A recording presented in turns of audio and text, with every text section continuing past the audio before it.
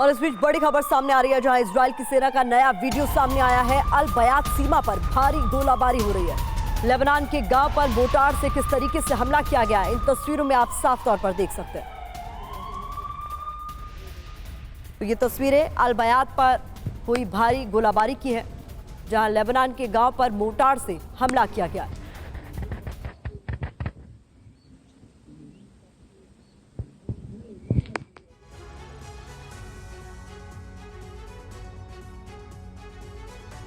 Israel Hamas को खत्म करने के लिए हर कोशिश कर रहा है, लेकिन 16 दिन की जंग के बाद भी इजराइल हमास पर काबू नहीं पा सका है, बल्कि हमास इजराइल पर हमले बढ़ाता जा रहा है।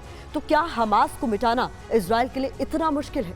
क्या हमास की मिलिट्री विंग और उसकी रॉकेट सेना इतनी ताकतवर है कि उसके कवच को इजराइल नहीं भेद पा रहा है? क्या इजराइल के लिए हमास की साइनाइड ब्रिगेड भी बड़ी चुनौती बन रही है?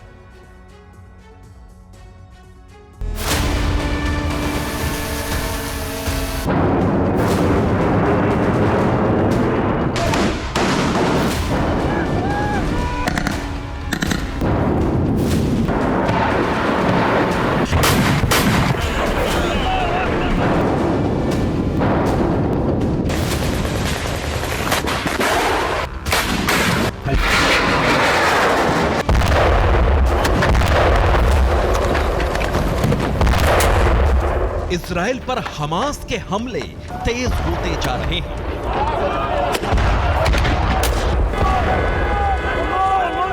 दो हफ्ते की जंग के बाद हमास के हमले रुकने की बजाय पहले से कहीं ज्यादा उग्र होते जा रहे हैं।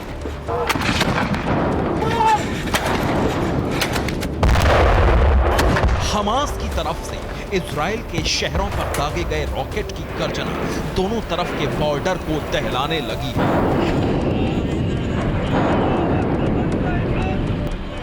हमास के हमलों के बाद इजराइल के 18 शहरों में रेड अलर्ट जारी कर दिया गया।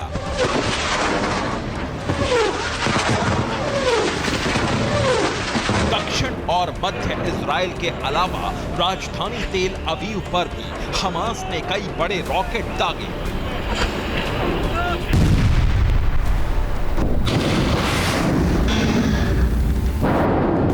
हमास के हमलों के बाद इजराइल के शहरों में सायरन बजने लगे।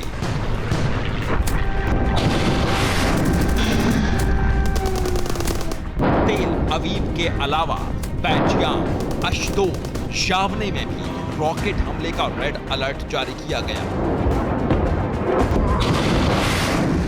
हमास के बारूदी तेवर से लग रहा है कि अगले कुछ घंटे या फिर कुछ दिन इजराइल के लिए बड़ी चुनौती बनने वाले हैं।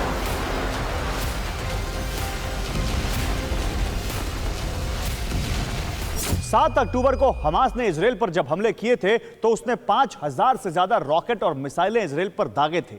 इस नए हमले के बाद कुछ बड़े सवाल खड़े हो गए। सवाल उठता है कि हमास जैसे चरमपंथी संगठन के पास इतने हथियार कहां से आ रहे हैं? इन घातक हथियारों को हमास को कौन दे रहा है और ये हथियार हमास तक कैसे पहुंच रहे हैं?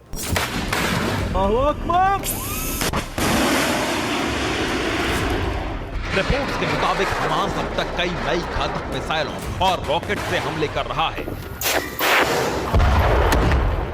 हमास के पास Konkurs anti tank guided missile हैं, कॉर्नेट एंटी टैंक गाइडेड मिसाइलें हैं, यासीन आरपीजी देसी anti tank rocket propelled grenade हैं, M302 रॉकेट हैं, कस्साम रॉकेट हैं और अल कुद्स जैसे रॉकेट हैं जो उनकी काफी मदद कर रहे हैं।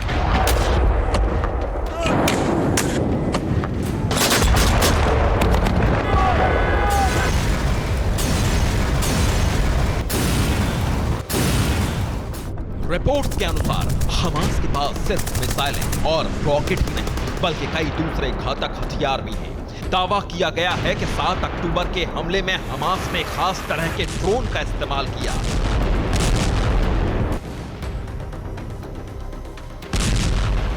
रिपोर्ट्स पर यकीन करें तो हमास की मौजूदा सैन्य क्षमता में ईरान की बहुत बड़ी भूमिका है।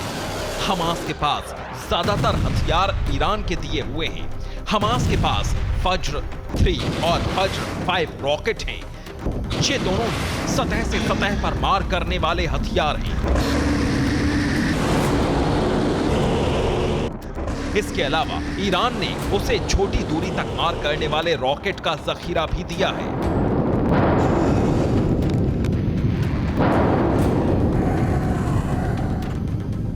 गाजा पट्टी से इन रॉकेट के माध्यम से इजराइल के रिहायशी इलाकों को आराम से निशाना बनाया जा सकता है।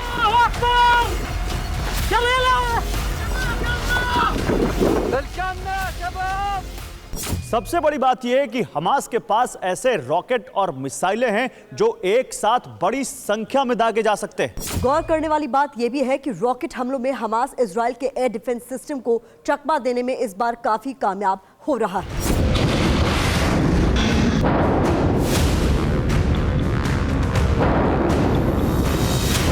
एक रिपोर्ट के मुताबिक हमास के पास ऐसी घातक मिसाइलें बनाने की तकनीक पहुंच चुकी है जिनकी रेंज करीब 250 किलोमीटर तक है। हमास के पास मौजूद लंबी दूरी की मिसाइलों की रेंज से इजराइल का कोई शहर दूर नहीं है।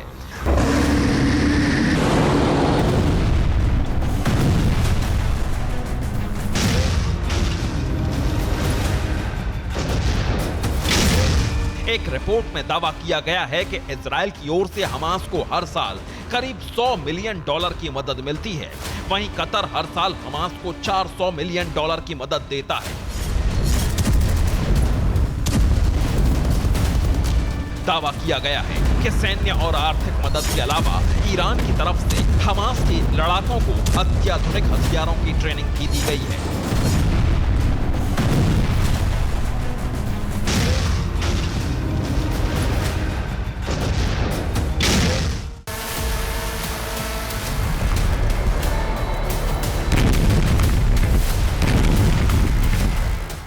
रिपोर्ट्स की माने तो ईरान से मिली टेक्नोलॉजी की मदद से हमास ने अंडरग्राउंड फैक्ट्रियां बना ली हैं, जहां बड़े पैमाने पर रॉकेट और ड्रोन का निर्माण किया जाता है।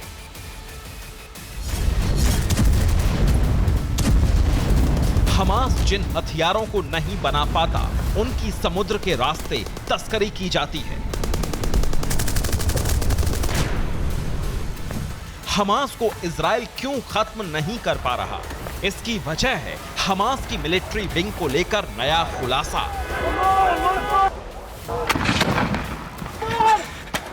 हमास की मिलिट्री विंग है अल कस्साम ब्रिगेड, जिसमें 30,000 लड़ाके हैं।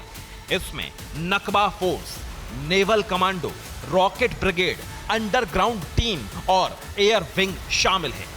अल कस्साम की सबसे खास रॉकेट ब्रिगेड के तहत Rafah brigade, Khan Younis brigade, central brigade, Gaza brigade और नॉर्दर्न गाजा स्ट्रिप ब्रिगेड जंग लड़ती है।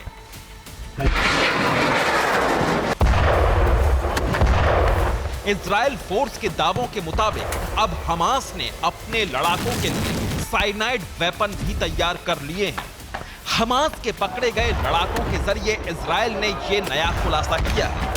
इजरायली खुफिया एजेंसियों को शक है कि जंग में हमास साइनाइड यानी केमिकल वेपन का इस्तेमाल कर सकता है।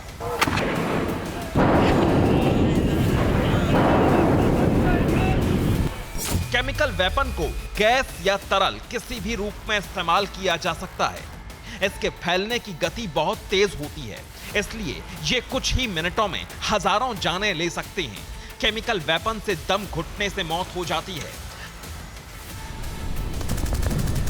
हालांकि हमास की तरफ से रासायनिक हथियारों के इस्तेमाल को लेकर कोई बयान नहीं दिया गया है, लेकिन दावा किया जा रहा है कि हमास के हाथों में बहुत ही खतरनाक हथियार पहुंच चुके हैं, जिससे उसे हरा पाना इजराइल के लिए इतना आसान नहीं है। Bureau report, TV9, Bharatvarsh.